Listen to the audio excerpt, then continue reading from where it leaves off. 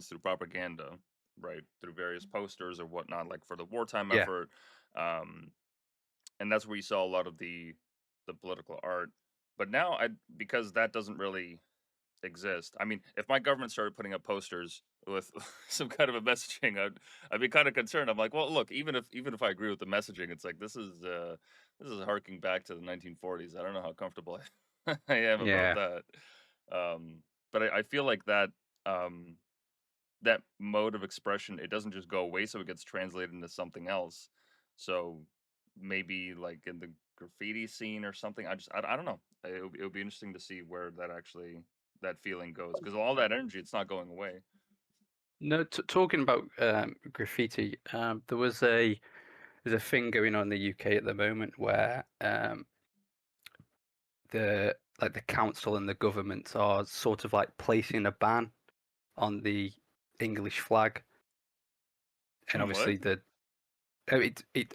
it's more so because of the connotations that now come with the English flag. Whether you like it or not, I feel like it's a very racist symbol due to the people that fly it and the people who love it. So the councils and the governments are removing them from public places and stuff. So a lot of people are then graffitiing the flag onto buildings and onto like roundabouts and stuff. As sort of like a fight back against those rules.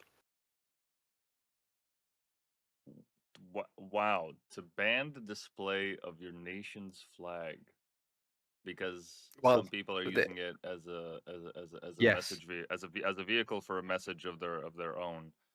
I mean, if I got a flag like flying out of my car, am I gonna get a ticket? I'm not sure how deep it goes. I just know like there was flags on like roundabouts in certain parts of the country that have now been removed, and like on buildings and stuff. Wow, I It's didn't more realize it's it went more that so deep. that yeah, it's more so like council and government owned places where the flag was have been taken down. Oh, I see. I see. So places they already had control over, they okay, Yes, gotcha. and obviously a lot of the Interesting. general public aren't happy with that. Yeah, I don't know how I would feel about that either. Huh. Wow. I mean, yeah, that's a lot. That threw me for a loop there. I didn't think that a government would actually go that far. Interesting. In any Mm. case, we're live, so thank you everyone for joining us. Thank you. Is it Yoffdog or what do you prefer to go by? Hey, Yoffdog's fine, or yeah, Yoffdog. Of Beautiful. Yeah, thank you. Thank you so much for making that time, even with the time course, difference man. here to make. Beautiful. So initially, I actually got introduced to you through mutual. You may or may not know him through Theo, who also specializes in collage work. Um, yeah, I know Theo. Yeah, he said he was a big fan of yours, and we saw your art on the stream when I did the interview with him. And at that point, I was like, "Well, gotta have him on. He just takes it on another level." Thank you.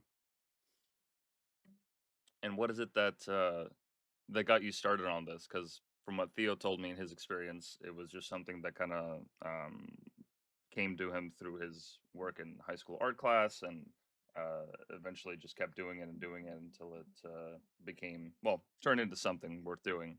But what about yourself? Because I don't really know much about the art education system in the UK and what it's like there.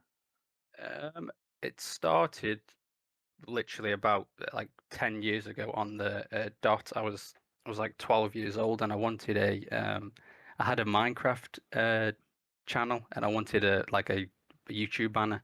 And Hmm. obviously I had no money to pay anyone or anything like that, so I sort of taught myself like the basics to make a YouTube banner. It then went from like YouTube banners to like like speed arts on YouTube. I was doing that when I was like in my young teenage years, Speed dots? and What then what are those? as so it's just like you record yourself making a YouTube banner or a Twitter header, and then you just like speed it up and condense it to like a few minutes and upload that to YouTube. Oh yeah, It was time like lapses. Yeah, yeah. yeah, it was like a big thing a few years ago, but it's not really like a watched like topic anymore. Hmm. But then after Speed Arts, it was making Twitter headers for like COD teams and like Fortnite players and stuff like that. Um, and then during lockdown in like 2020, I branched out into like posters and typography, and then from there, it's sort of evolved into what I do now. I see. I see. That's interesting that you mentioned COD because you're like, I don't know, maybe the 10th person that I've interviewed so far that in one way, Yeah, shape, or form has has had some form of artistic expression rooted in uh helping people make videos for like trick shot compilations or just yeah. gameplay footage and all that. Like there's quite a few people that I've interviewed that have come up as a result of that. A lot of people who are like a lot of my people who I made friends with back then are now still like have turned into artists, and it's like really nice to see how we were like making Twitter headers back then, and now everyone's sort of doing their own thing. Yeah, no, I mean makes sense when you're young. It's like easily the most accessible thing. There's Yeah, enough. At the time, there was enough eyes on the scene that there was like a good feedback loop to show you that people loved your stuff. Like now, I mean, those compilations like they still exist. People are still making them, but like that was the heyday. That was the peak of it all. yeah. But I went to college for graphic design, but college is years 16 to 18. I did like 2 years of graphic design at a college level, and then I didn't. I did, I regret it now, but I decided not to go to university for graphic design because I thought, oh, I already know. I was very young and I was quite big-headed, and I thought I knew everything and I was better on my own. But obviously, as I've got older and got a better insight on things, I do regret not pursuing graphic design higher than I did. Yeah, as any young person, you know, arrogance is not something that you could Yeah, escape from. So yeah, I know. that sounds about right. But so you're mostly self-taught then, besides those 2 years that you took. Yeah, but even the 2 years wasn't very knowledgeable. No, it was mainly like making like slideshows and stuff about other artists rather than developing any sort of skills. Oh, that's strange. Okay. And so beyond that, you haven't like taken any additional courses. Have you thought of No. maybe going back like to university? Because at least here, like in Canada, there's not really like an age restriction regarding that. Anyone, even if you're in your 50s, you can go back. Yeah, there's none here. I think it's more. I'd say it's more like nervousness and being scared to sort of branch out in that way because I'd want to go to a good university, and that means moving cities and leaving like family behind and stuff. So Mm. I probably won't end up going, but it's it's just how things are. And they don't have like any online courses, or would you not consider that? I I, I work better face to face with someone like teaching you in person. Oh, fair enough. Fair enough. Well, hey man, for someone that's essentially like self-taught, I mean, just as an observer, I couldn't tell by looking at your work if you had gone to like 6 years of schooling or if you just learned it on Yeah, your own. Like these pieces are fantastic. thank you. Well, you learn stuff. I'm still learning new things every day, every time I'm designing. So I don't think you can fully know everything. You just learn as you go. Yeah, because there's quite a few like books and tutorials out there that just about anyone, given enough time and dedication, can learn from it. Yeah, Okay, and so you finished your college, did the 2 years, yeah. um, and from there, did you start doing commission work immediately, or was it just something that you picked up along the way? Like, when did you start first, like commercializing your works? When I was about 14. I was when I was about 14. I was like the Fortnite headers and the Call of Duty headers I mentioned. I was selling those. Obviously, not for it was like £10, £5 at the time. But obviously, when you're 14, you don't need much, so it was like a very big deal to me. Um, and then I continued. So I've been commissioning my work since I was 14. Um, and while I was probably in my second year of college, so I was about 17, things started to really pick up and I was making um, quite good money. And that continued on. And then once I left college, I just went straight into freelance full time. I see, I see. And so now, in terms of the kinds of clientele that you offer your services to, do you find that it's within like a certain region of the market, or is it just like anyone and everyone? Because one common theme that I'm noticing here is that a lot of these designs, they essentially resemble like really stylized magazine pages. Yeah. Have you worked with any magazines before? Like, what are your usual clientels? Do they Uh, reside in a certain area of the market? it's everything and anything. It's my main things I offer is stuff like cover art, typography, flyers. Uh, I used to get a lot of like advertisement based work for clothing brands, but that's not a big thing anymore. Well, not for me anyway. So I'd say mainly cover art types, flyers, and then the occasional like merch project. Gotcha. So people mostly like they just find your stuff on Insta, notice you're doing commissions and hit you up, or like what is Yeah, the discovery process like? it pretty much that. It's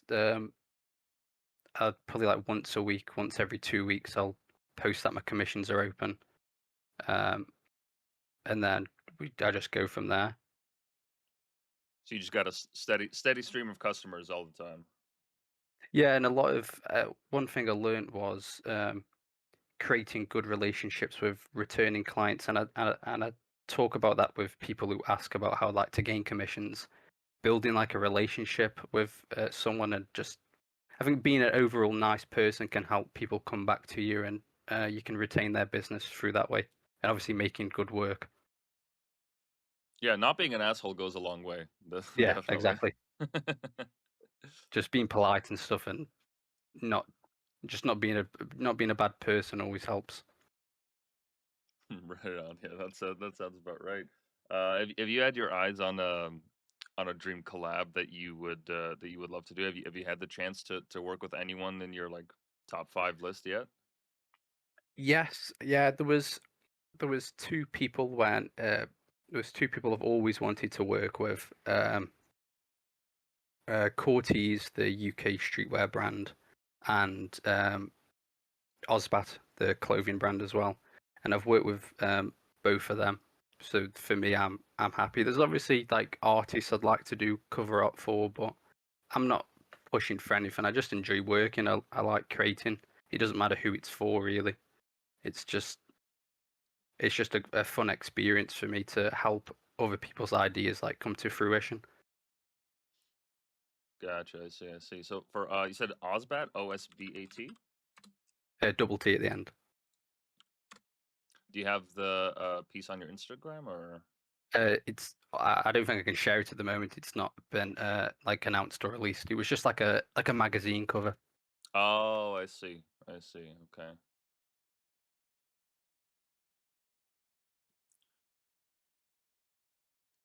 Now, in terms of stylistic choices, I noticed that there's a lot of film grain and kind of like early 2000s um, acid washed uh, filters to your work. Is there a reason for that? Because some of the designers that I've interviewed in the past that have done similar kind of work, it comes from a sense of nostalgia of like going to the grocery store with their parents and immediately going for the magazine rack and just flipping through like PC Gamer or EB Games or like any of these other mags that used to come out back then, or even like the Teen Vogue ones, and just trying to capture that style.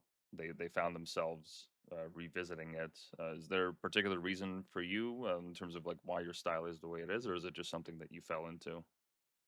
I think I think when I was less technical with my work and sort of starting out, I'd see other artists create these just like insane pieces with all these different types of texture and I always sort of gravitated towards that.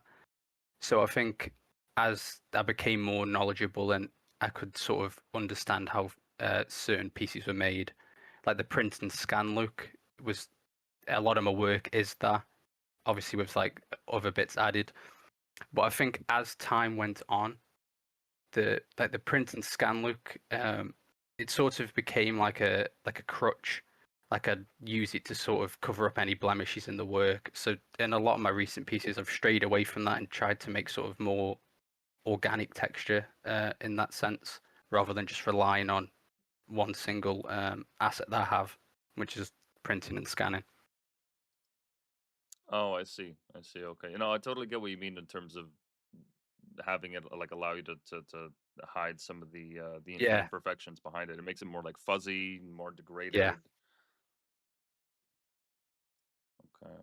But it took a long time to sort of notice why I was doing that. But and that's only come about in like the last 2 or 3 months. Yeah, and regarding textures, I know that some artists they sell packs of their own that they've made before, and some people even go out into the wild with handheld wand scanners Yeah. to try to get them. How do you source yours? Is it just like whatever Adobe has for stock, or Um, I've I've got a few like texture packs from um places like Dawn Studio and Studio AAA and places like that. But it's whatever I can find. I try not to rely like super heavily on asset packs. Like I say, I think that's another crutch people have. But no, it's no, I don't really try. Like I said, I don't try and rely on things like that. If I can, like a lot of some of the texture I use is like things with like ink, different paper types, stuff like that. I'd rather do it myself. yeah, no, fair enough. That certainly does come through in the work. It's even though I've seen similar styles, it still has its own fingerprint on it. Now, in terms of the workflow from when you first get your commission to the final step of publishing it, what does that look like for you in terms of thinking of um, how you're going to go about making sure that the themes and like messaging that you're trying to come across in the design actually come through? Well, it's before like any commission gets started, I just talk through the client on what they're after. Um, is there anything you want included? And then I'll ask for like a full brief, so everything's clearly written down for me to like reference back to. And then and then it's just like as I'm working, ideas will come to me. Um, there'll be a lot of back and forth with the client to make sure things are going the route they had in mind. Any feedback they have, I'll work on implementing that into the design, and then whenever it happens, the piece will be complete, and I'll send it off to the client. Yeah, so just a lot of back and forth until Yeah, a lot they, of they get what they communication. want. Yeah, for me, that's the best way to work is clear communication on what I think works, why I don't think maybe some of the client's ideas won't work, and just talking through it until we're at a point where we can call it complete. No, that sounds about right. It's very similar to how a lot of other artists that I've spoken to go through their commission process. Now, in terms of software, is it just you're working through Illustrator or? Um, for anything type based, it will be Illustrator, and then for everything else, it's Photoshop with sometimes some After Effects as well. And have you ever considered branching out into a different medium, like bringing these designs to life through, I don't know, some kind of video elements or 3D or anything like that? Well, I sometimes do like the mixed media edits, which is like a frame by frame sort of thing. That's probably the only video related stuff I do. Things like 3D. I like the medium, and I like seeing other people's 3D work. But for me, it doesn't interest me in that way that I'd want to go and learn a 3D software. Yeah, because it is quite a bit of work. From some of the other artists that I've spoken to, it's can be quite rewarding, bringing your design to life Yeah, and you like can. giving it movement and whatnot. But boy, is it a lot of groundwork. Yeah, it's very hard. Oh, this is a Counter Strike skin? Yeah, I used to do those when I was playing CS:GO a lot. I used to make like edits of like the skins, just like fun like experiments really. Yeah, because I do remember Counter Strike skins. Well, I mean they still have quite a sizable economy in the game, Yeah, even after all the scandals. But yeah, I remember the early days playing like either 1.6 or Source, and just all these crazy texture packs that people made on their own time, and like nobody was getting paid for it back then. It was just for the love of the game. yeah.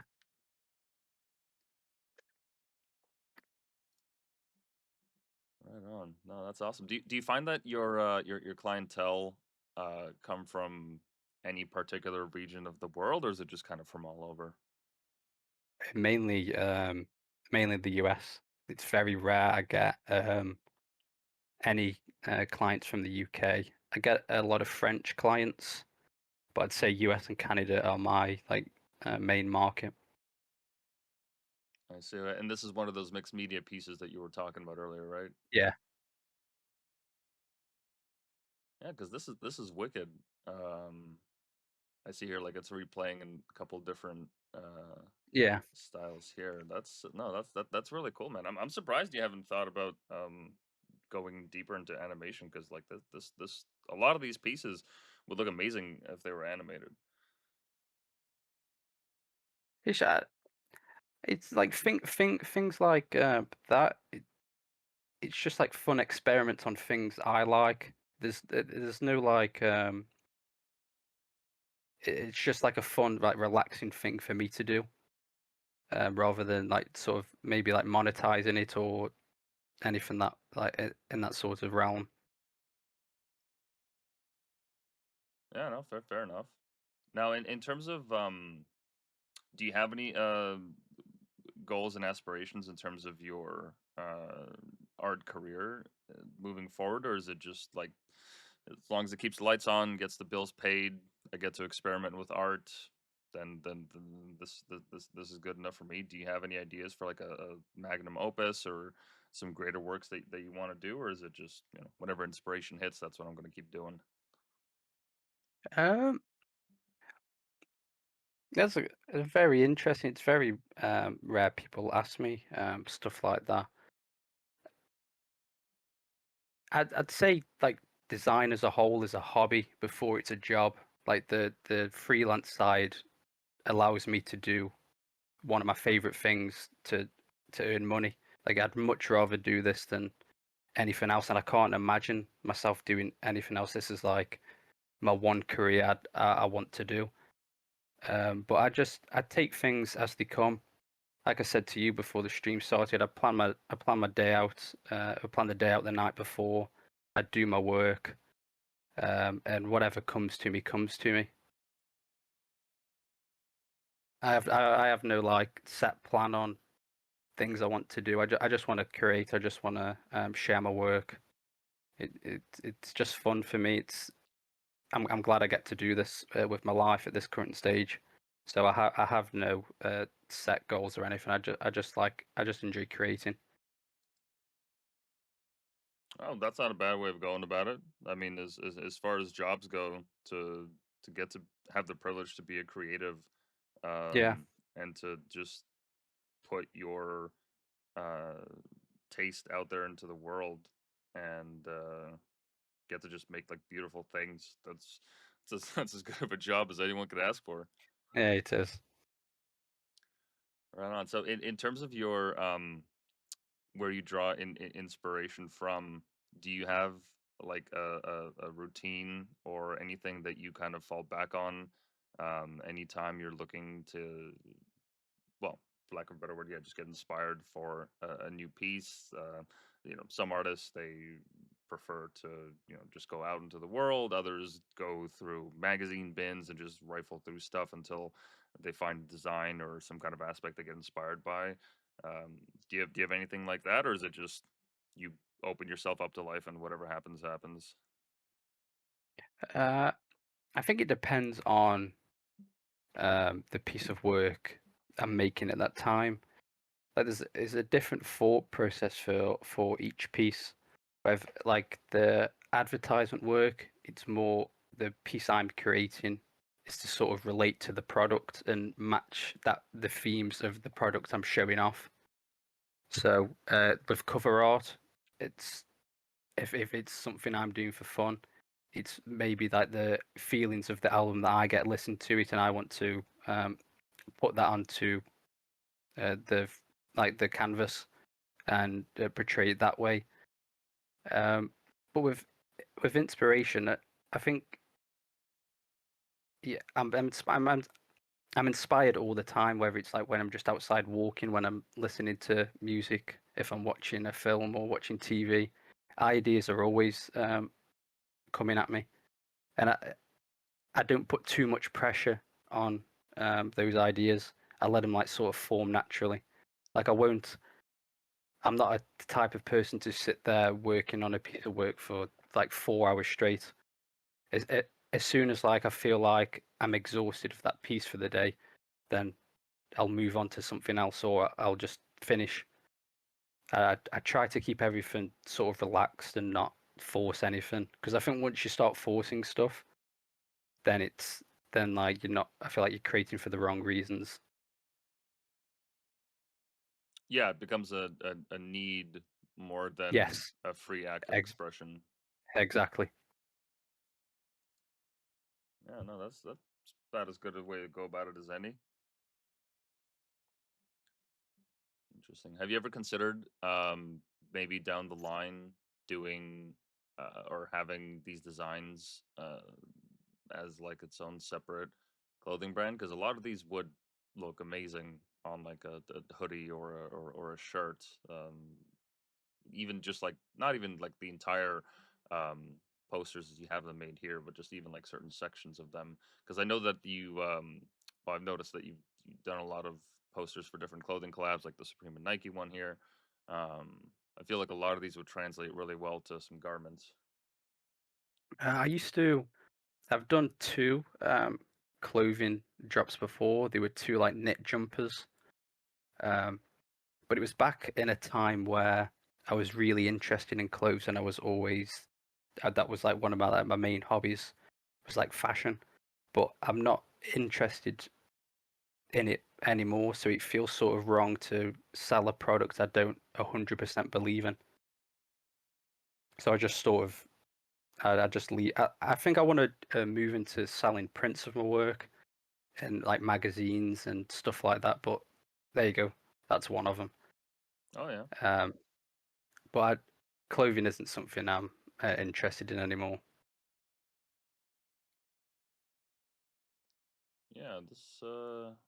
This ain't half bad, and it's a like a knitted sweater. Yeah, because I just see from the Yeah, textures here. yeah, like a big knit jumper. Do you still have them up for sale, or you just did the temporary drop and that was it?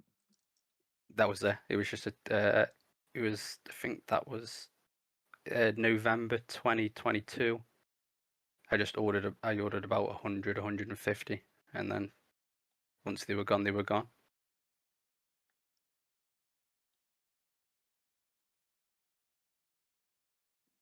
Yeah, it's very cool. I didn't realize that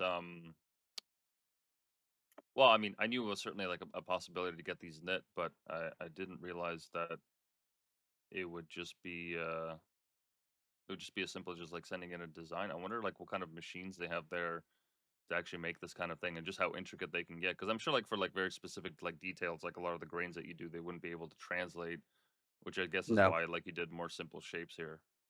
Yeah, it's just like a flat vector, and obviously like you choose like the colors and how heavy the material is and everything.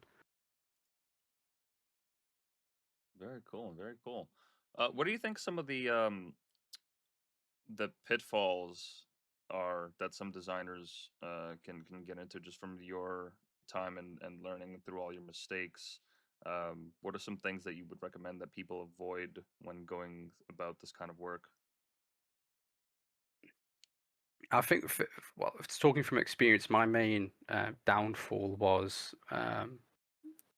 social media numbers and how well a post does, or how many likes it got, how many followers I gained from that post. I got very obsessed with the numbers rather than what I was making, and that has only changed in the past few months.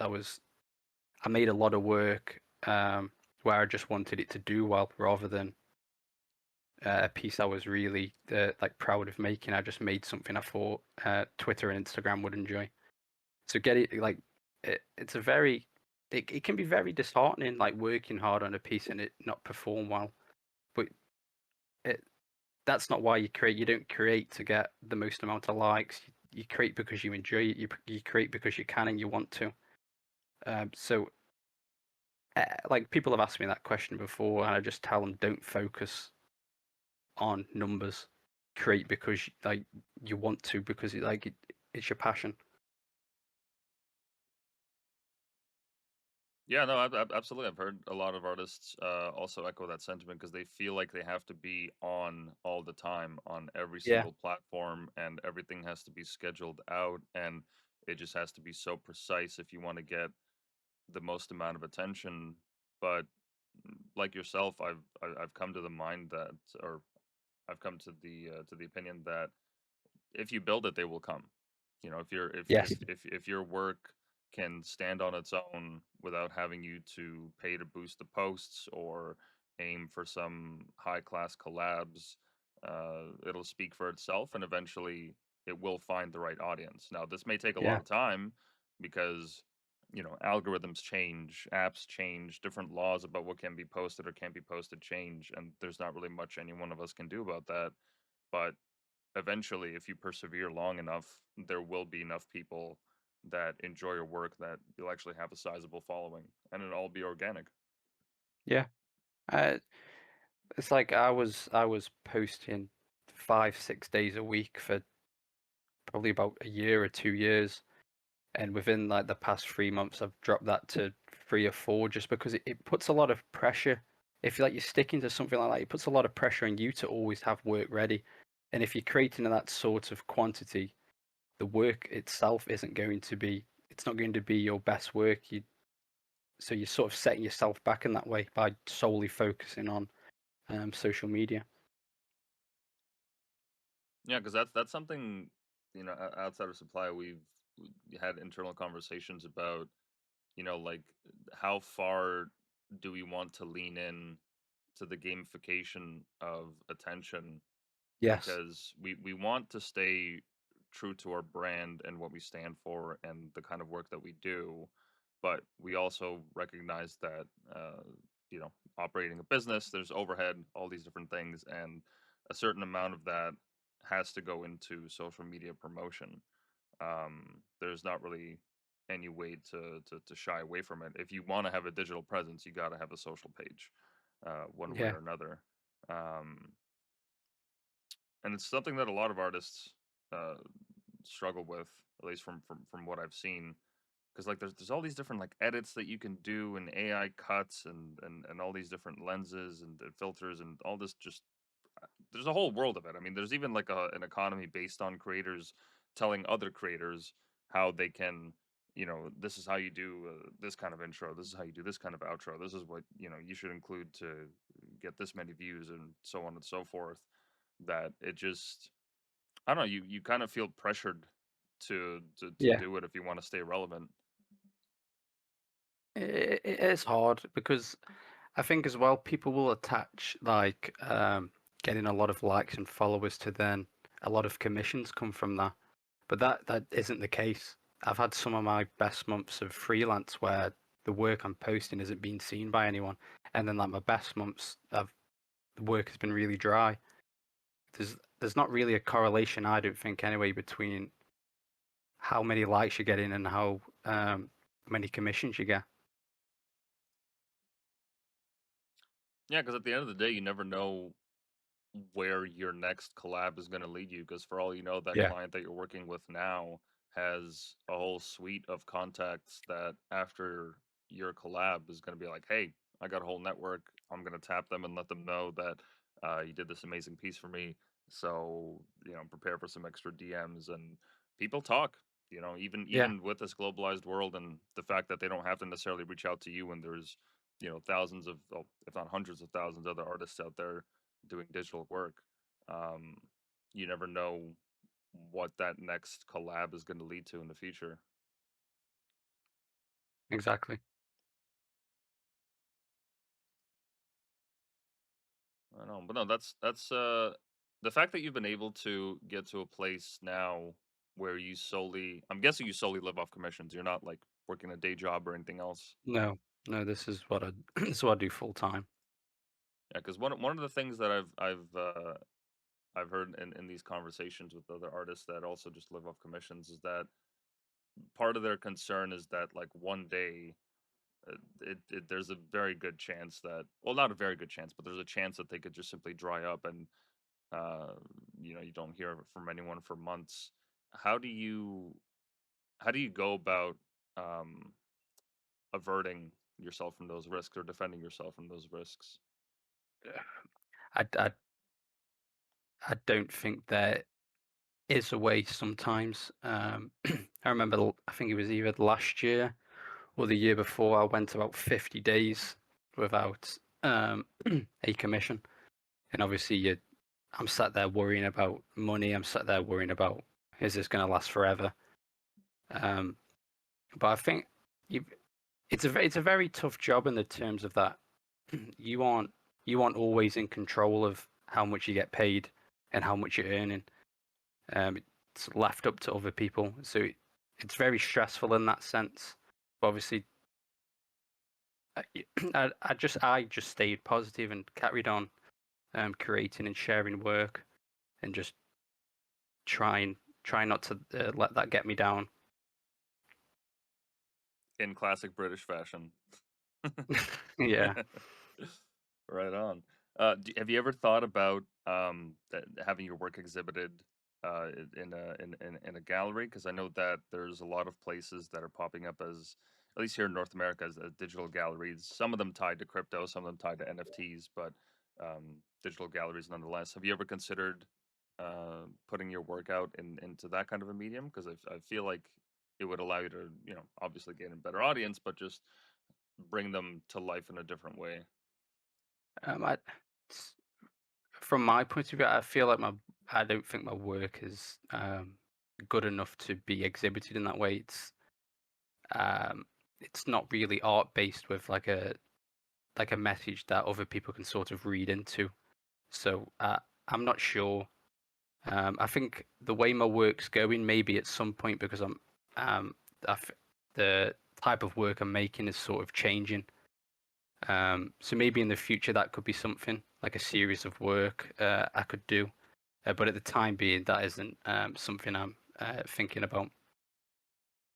Well, I'd respectfully disagree. I think some of these pieces would look great blown up on like a floor to ceiling print where people can look at every single detail of them. I mean, Thank you. even something like this, um, there's so many visual elements here that yeah, I'm certain that people would definitely find some enjoyment out of it just besides looking at it from their phone. Yeah. Have you ever considered doing a magazine? Yes, I have a full one made. I've just got to go and get it printed. Oh, right on. And I'm guessing it's in this format. You make advertisements for different brands, or like what are there any like It copyright was issues with that? it was the magazine was it's so it's like in different sections. There's type-based work, cover art, flyers, advertisements, and it's sort of like a double page spread for certain pieces of work with me talking about that work. Um, but and then it's all like I created everything in Illustrator. It's all like black and white, other than like the color is just from the piece itself. But it was just to like talk about my work. Cause some people do ask me sometimes like, oh, what's like the thought process behind this piece?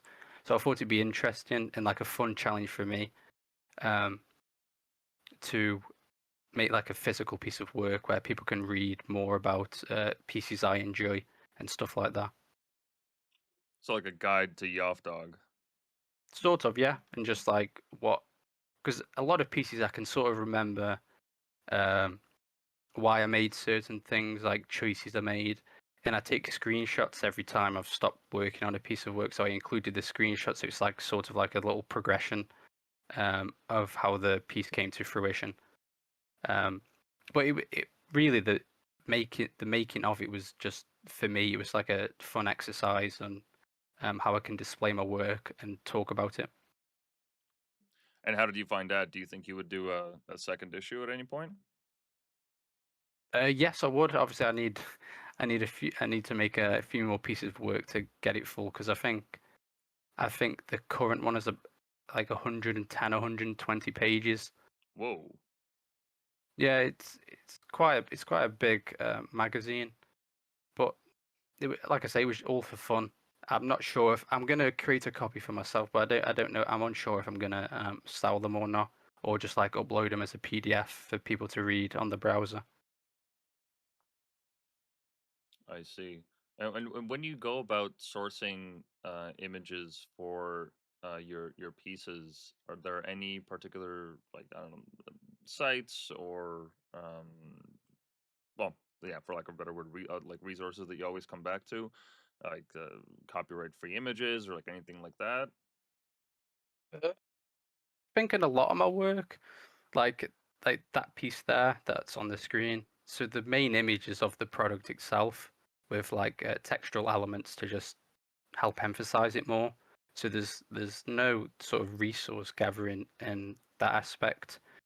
I think it all depends on the piece itself, but I go on like stock websites or anything like that if I need like specific elements. But I try to stray away from stuff like that and mainly use like texture and color and shapes to get my point across. More like this piece, I guess, yeah, because I can't really Yeah, tell like if there's anything like there's not really any branding. It's all yeah, just exactly. stylized shapes. Like obviously you've got like the text message bubbles at the bottom, and then in like the lower right, that was like a stock image of a crab Hmm. that's sort of edited and then turned into that. But the rest is texture and shapes and color. Okay, so most of your pieces are like original creations made in house. I'd say so, yes. Okay, interesting.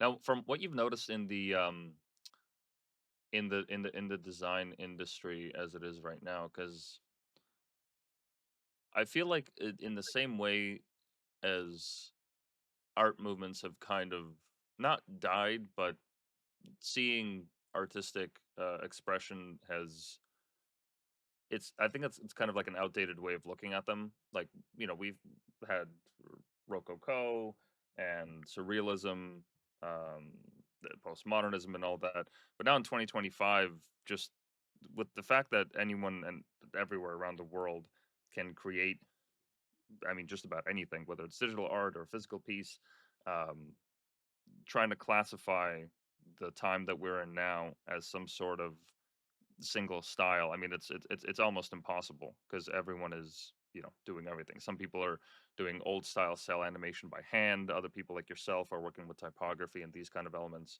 Um, from what you've seen in the design world, what do you make of where design is now? Because from my understanding, a lot of people are just tired of how brands fell into this pattern in like the early like mid 2010s when I forget the name of that style, but like Facebook, I think they popularized it where like everything just had all these rounded edges and it was very simple. It was these. Let me see if I can find it. It was like hold on, 2010 Facebook. I don't even know if it's gonna bring it up, but probably not. But it was this like famous like corporate style. I forget the name of it. I think I know what you mean. Yeah, you kind of saw everywhere, um, and people are just got sick and tired of how slick and clean marketing got, and Yeah. now they're going into something different. Have you like what kind of trends have you noticed throughout your time working in this space? I think in like the corporate graphic design side, I don't know much about it because I'm not in that.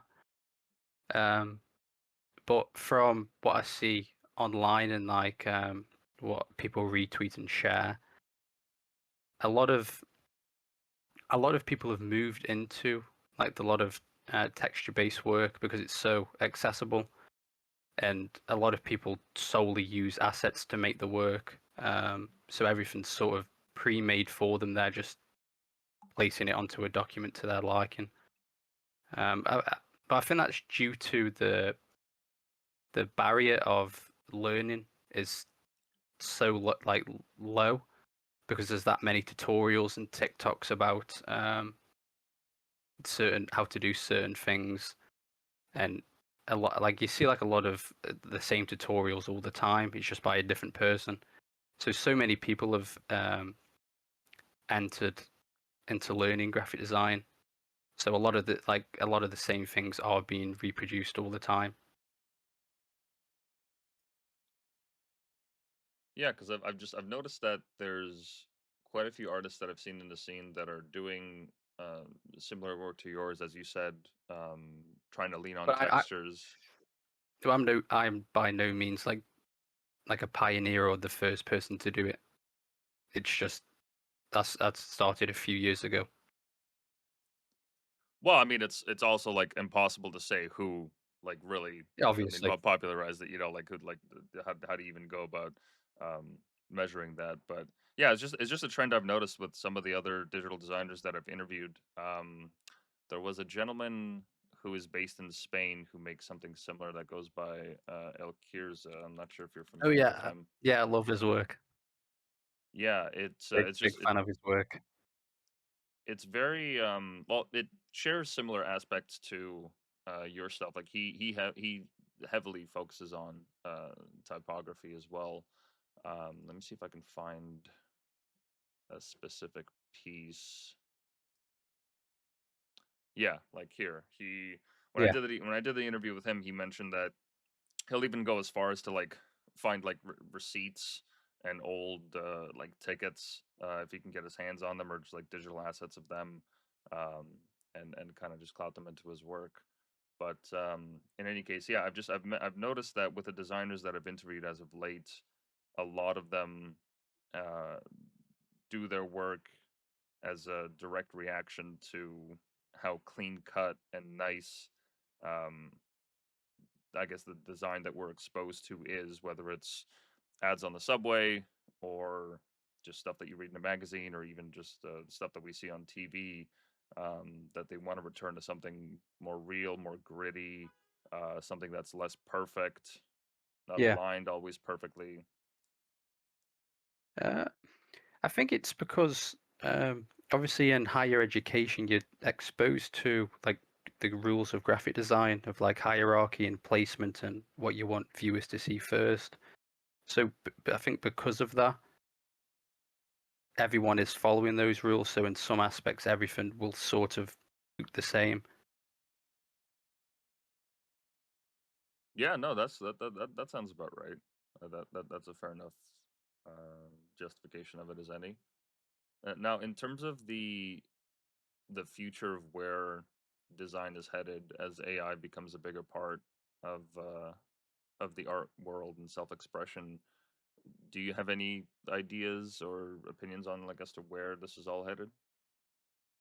Um, I think a lot of people will like will prioritize AI use over commission because you can do it yourself. It doesn't cost anything.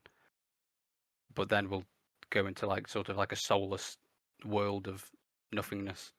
Like nothing's made by a human. So it obviously I stray away from AI. It's not really something I want to indulge in. There's no a computer can't express emotion through what it creates. It's just a prompt. It's just a line of text. Yeah, and at the same time, I have a hard time understanding how it could make something like this here, for instance. I don't even know It how you could can't. possibly prompt. I mean, with just all the layering and all the color matching here, I don't know how you would even do that. Well, it's people will do it because it's free. Like people want to save money. People want to save time. If a computer can do something for free in a minute rather than over the course of a month by paying a designer, they're going to choose the freer and quicker option. Yeah, and on the flip side, I've said this point like a million times on this podcast at this point, but I feel like as a result, it's also going to place a premium on anybody that still has a fundamental understanding of all these aspects of design and is able to do something by Yeah, hand. Because if everyone starts doing, or a critical mass of people start working with AI tools, then just by scarcity, you're going to make it so that the people that are like yourself doing this all by hand, um, they are going to have a premium placed on their work. you can hope, can't you? Yeah, it'd be sad if everything is made by a computer and not a person. Yeah, no, I don't think it'll get to the point where it's like 100% or even like 90%. I think there's still going to be a strong enough creator economy. I mean, I've heard some people say that basically it's what it's going to do is it's going to wipe out a lot of the um, corporate marketing people that are they're working in that Yes. space where Yeah. um, they're not exactly like pushing boundaries. It's all just very very confined to what the brand wants in their imaging. I mean, what was that?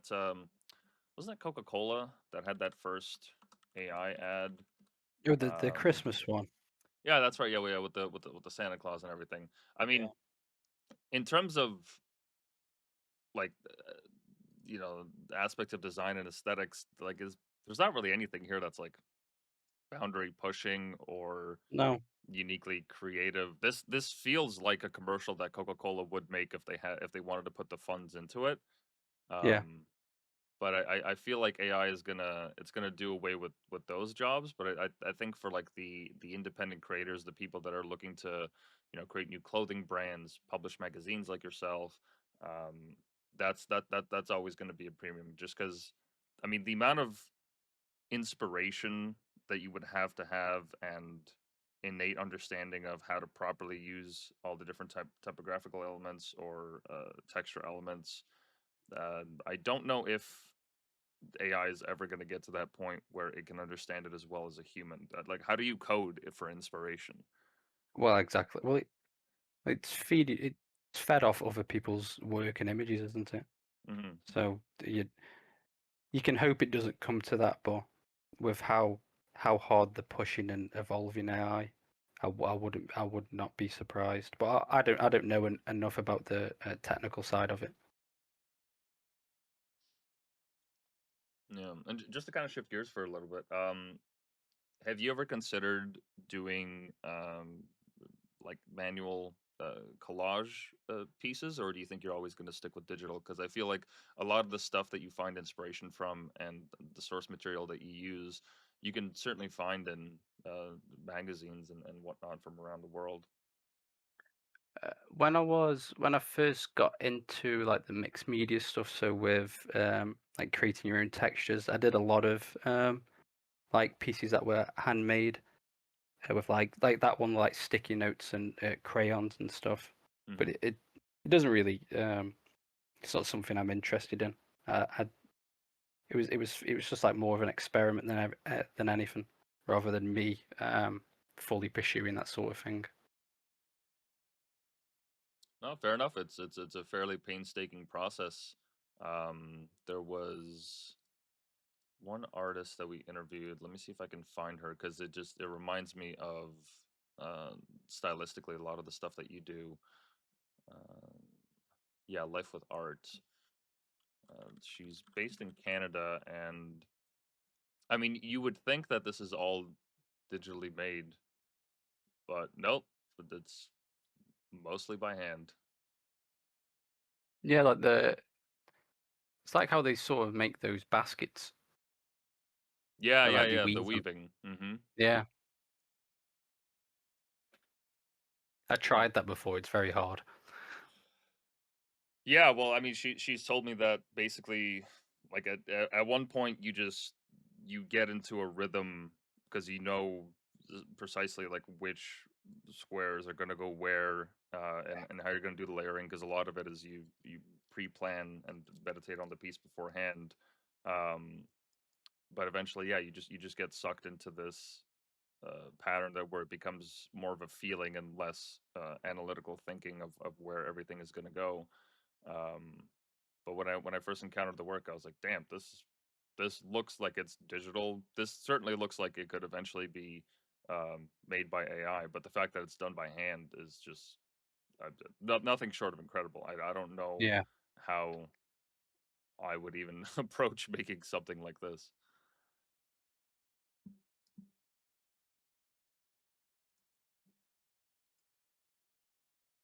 Right on. Oh, you even got the old PSP skins. Oh, I love that. Yeah. You know they're making a second one apparently. Are they? Yeah, yeah, they're working on like a PS Vita 2 or something. I heard on some some news the other day that they're working on it. It was one of the first consoles I had when I was younger.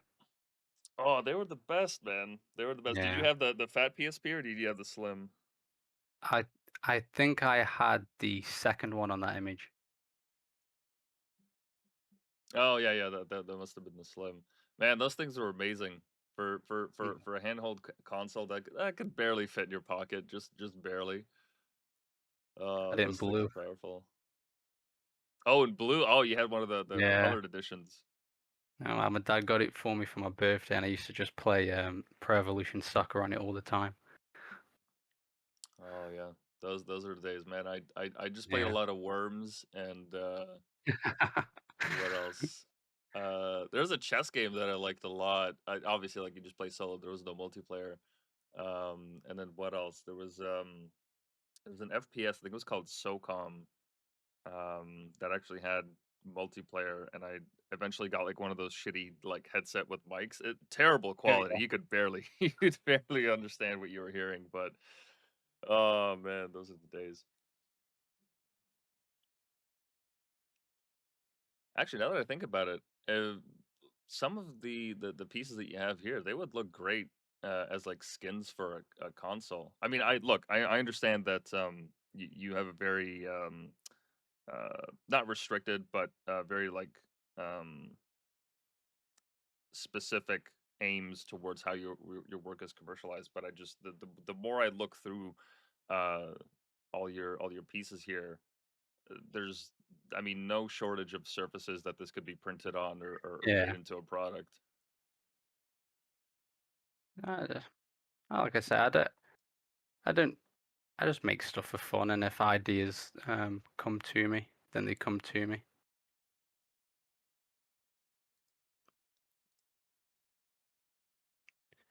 Yeah, they certainly are one of a kind.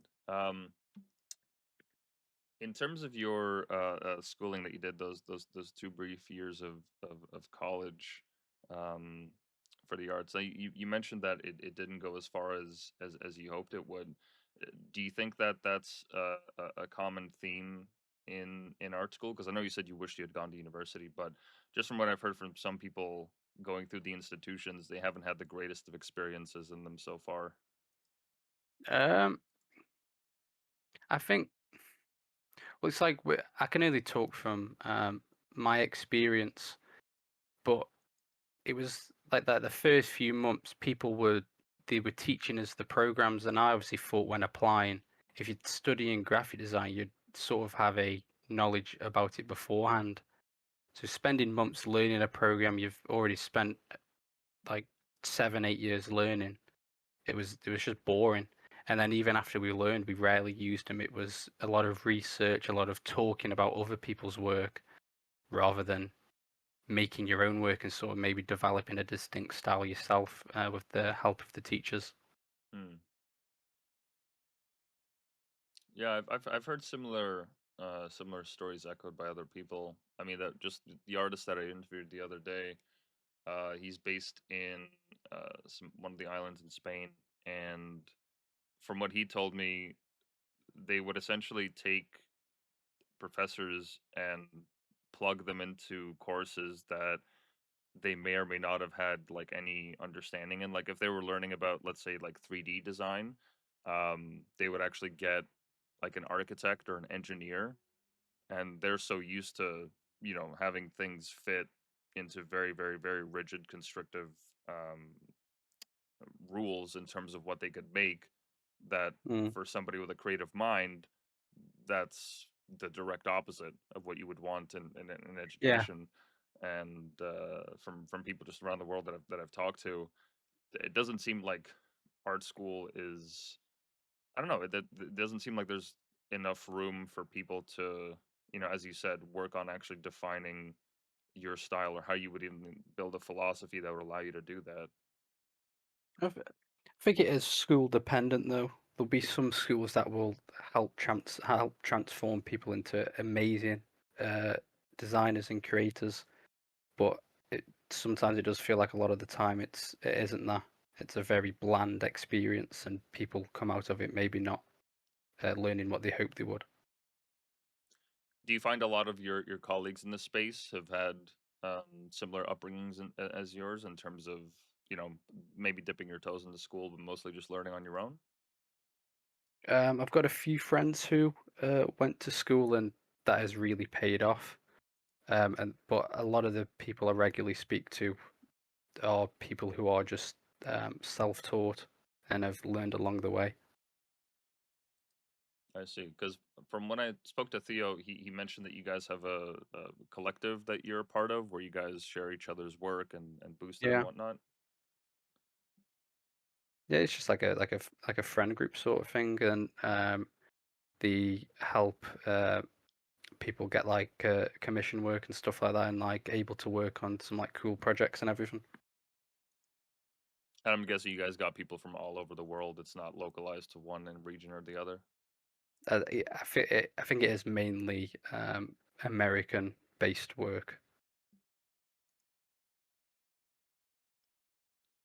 Right on. No, that's awesome to see. I've seen other artists, even in the animation space, where they just start off groups just to have interviews like these, or allow others to share their work. Because I'd imagine when you're starting out and just publishing your work out into the ether, it can get quite lonely. But when you do have Yes. that group that you can get feedback off of and just bounce ideas off of, like, it just, I don't know, it just makes it reminds you that you're not alone in this, that everyone's Yeah, facing the same it's struggle nice. with commissions. Yeah, it's just nice to have people around. Right on. Oh, and this is the Brat piece that you did. Okay, interesting. This for like a festival, or It was just a for when Charlie XCX was going on tour. I just made it as practice. I'm surprised she didn't reach out. A lot of the stuff I do is for fun. Have you ever had anyone reach out on that basis? Like you make a piece for fun, and all of a sudden they just slide into the DMs like, "Hey, I love your work. Would love to Yeah, use it." yeah. It's it's a good way to build relationships, and but obviously you can't go into it each time expecting something to come out of it. So a lot of the stuff I make is for things I like, and then if something comes from it, that's just an added bonus. If not, I've still come out with a piece of work that I enjoy and I've had a good time working on. Wow, this is a very interesting piece. How did you go about making this one? I love how exaggerated that like the details on on the shoes are. It makes it look like they have like claws. That piece there, I actually talked about that in the magazine I mentioned I made earlier. Those like assets are obviously one's like the model and then one's the product. But they were like assets I made to incorporate into the first piece, but I couldn't get them to work, and then I just sort of arranged them into that pattern with like a gradient background and some text at the bottom. Yeah, for some reason it reminds me of like slot machines. Yeah.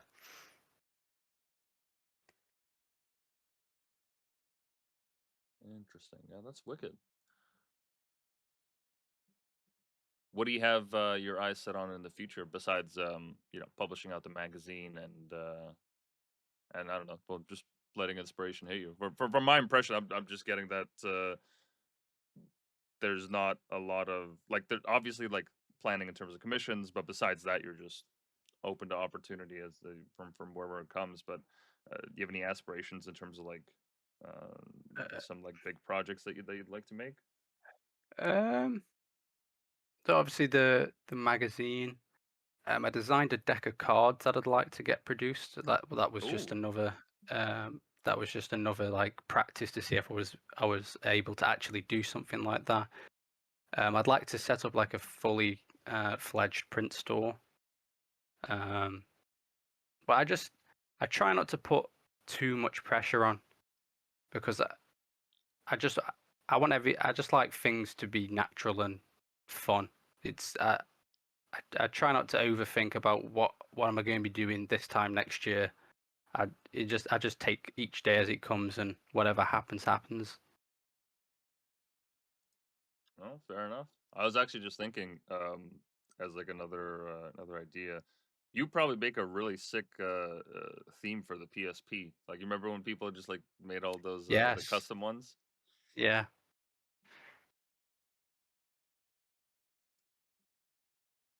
Yeah, that would be something.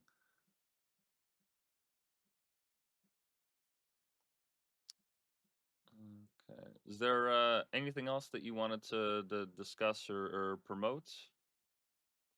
Um, no, I think we covered a lot of stuff. I don't want to promote anything.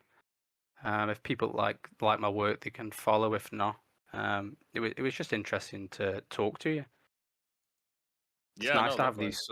it's nice to have these sorts of conversations. Yeah, no, it was a great time as well because like I said, I've noticed this trend that I mean even the first artist that we interviewed, he goes by the name of I just don't want to butcher it. Let me see here.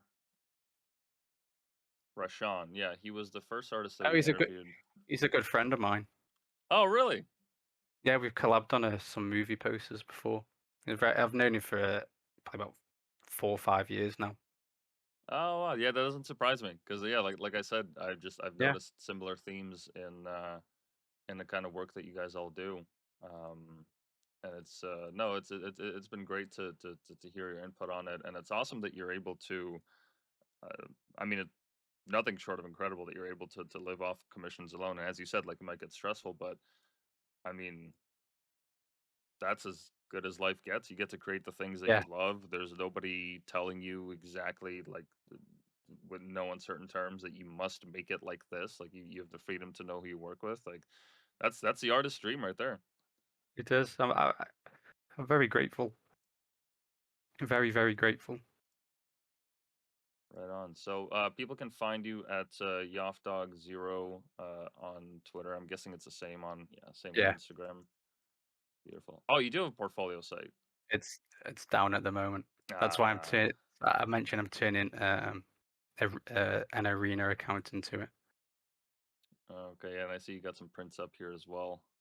Yeah, I wanna do it myself with much more control over paper types and sizes.